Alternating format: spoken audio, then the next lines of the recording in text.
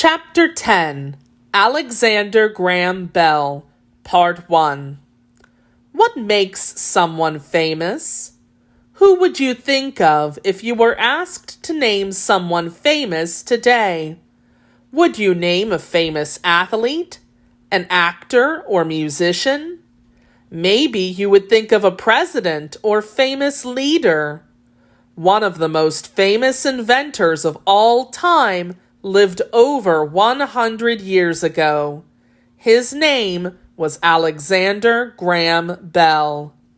Alexander Bell was born March 3, 1847. He was the middle of three sons born to Alexander and Eliza Bell of Edinburgh, Scotland. His parents nicknamed him Alec as a young boy. Alec's childhood was happy. He lived the best of both worlds by spending time at his home in the city of Edinburgh and also in the country on the weekends. More than anything, Alec loved to learn new things.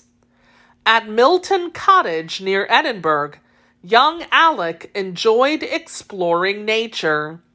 He collected plants and studied animals.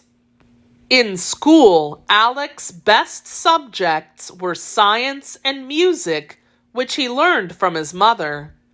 Alec's mother was nearly deaf, so she played music mostly by feel.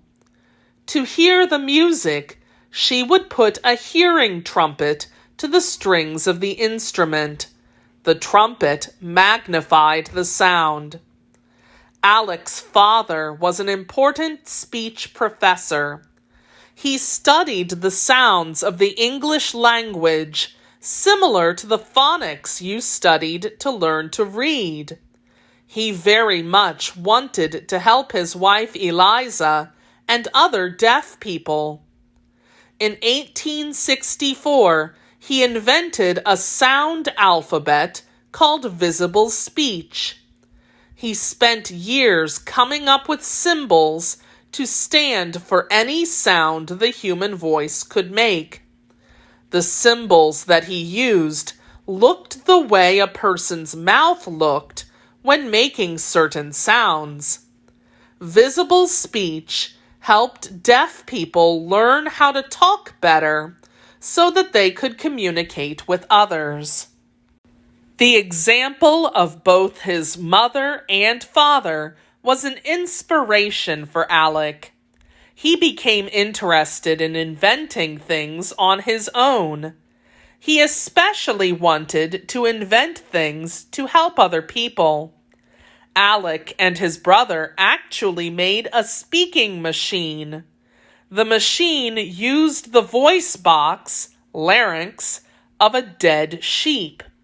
Part of the machine acted like a mouth and throat and could say the word mama.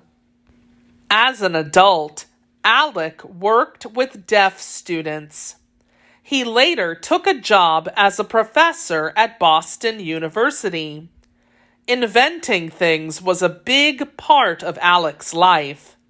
After one invention, he set his mind on others, never satisfied with the past invention. The invention that he is most famous for, however, was yet to come.